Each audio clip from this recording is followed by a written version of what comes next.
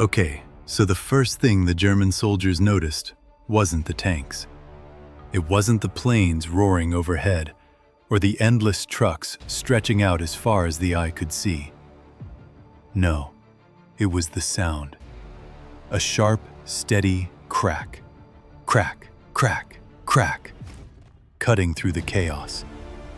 For soldiers used to years of war, it sounded weird, unsettling, new, fast, and relentless. It was the sound of American infantry weapons. By the time the US got fully involved in Europe around 1942 and 1943, German soldiers had already fought all over Poland, France, even deep into the Soviet Union. They trusted their weapons, mostly the bolt-action Karabiner 98K rifle. It was famous for accuracy and reliability. German soldiers took careful, controlled shots. Every bullet counted. Every move was planned. Then, they met the Americans. Private First Class James Walker landed in North Africa during Operation Torch. Like a lot of American troops, he carried the M1 Garand. At first, he just saw it as standard issue. 8 rounds, clip-fed, tough enough for sand, mud, cold. But on the German side, it was terrifying. The German soldiers quickly realized their enemies had a new kind of firepower. Where a German had to cycle the bolt manually, Americans could fire as fast as they pulled the trigger. That made all the difference in battle. One German officer even said later, "We thought we were under attack by multiple units, but it was only a handful of Americans with automatic rifles." It messed with their heads immediately. The battlefield sounded different, felt different. The Americans fired without pausing. They kept pushing forward with a constant storm of bullets, forcing Germans to stay low. This wasn't about technology alone, it was about pace. In the hills of Tunisia, early fights between the German Afrika Korps and American forces showed the gap clearly. German troops used to steady, slow battles got overwhelmed by bursts of rifle fire. Even when outnumbered, the Americans made it seem like they had more people firing. Fire superiority, which Germans had before, was now challenged. Sergeant Carl Fischer, a veteran from the Eastern Front, wrote home, "The Americans fight differently. Their rifles fire quickly and they don't hesitate. Each man seems like he's twice as powerful." And it wasn't just the Garand. American squads had weapons focused on mobility and sustained firing. The BAR, Browning Automatic Rifle, gave them portable automatic fire.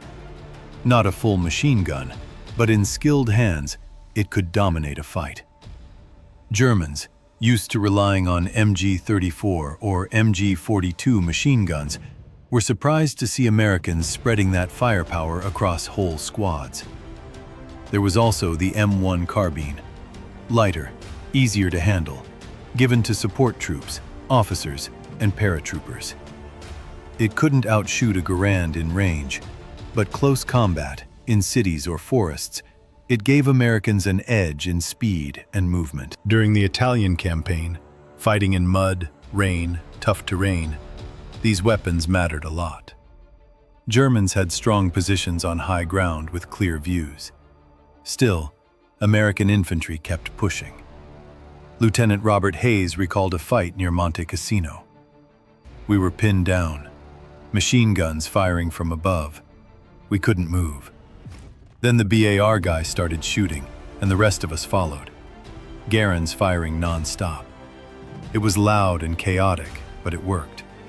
We pinned them down long enough to move."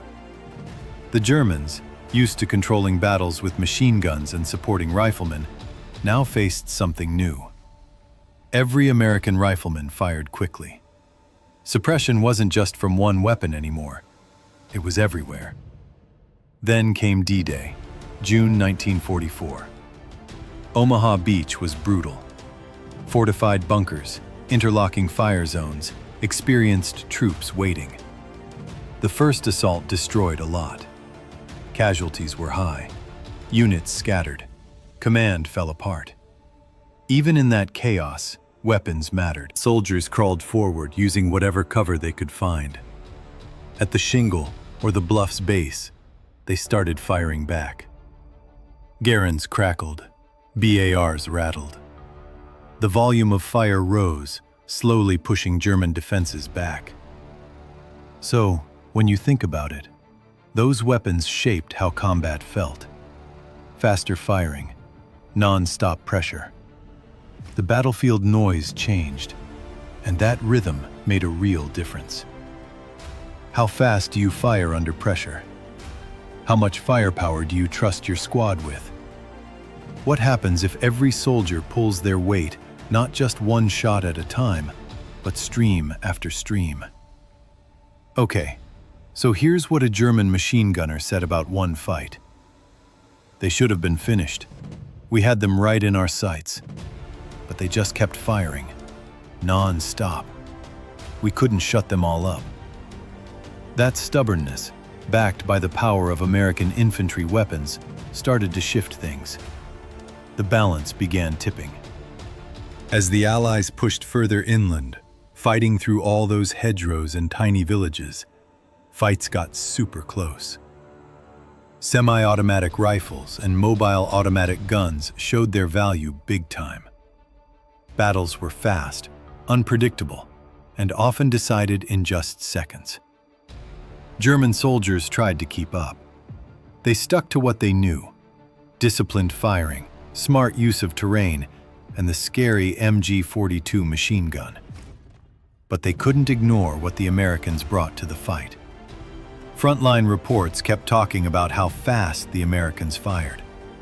Some German units even thought they were facing way more soldiers than they actually were, just because the shooting was so intense. In their intelligence meetings, German officers said US troops had unusually high individual fire capability. By late 1944, during the Battle of the Bulge, this wasn't a secret anymore. The surprise offensive caught the Allies off guard at first. Snow, freezing cold, and thick forests made everything worse. Still, once the Americans regrouped, their weapons showed their worth again. In defense, rapid, steady fire helped them hold back advancing Germans. In counterattacks, it let American soldiers push forward aggressively, keeping the enemy off balance. One German soldier captured said, "When the Americans start firing, you feel like you're surrounded, even when you're not." Numbers tell part of it. Over 5 million M1 Garand rifles were made by war's end. It was the standard US service rifle. Patton once called it the greatest battle implement ever devised. That might be a bit much, but its impact on the battlefield was clear. But beyond the stats and design, there was something else going on. For the German soldier on the ground, these weapons showed how war was changing.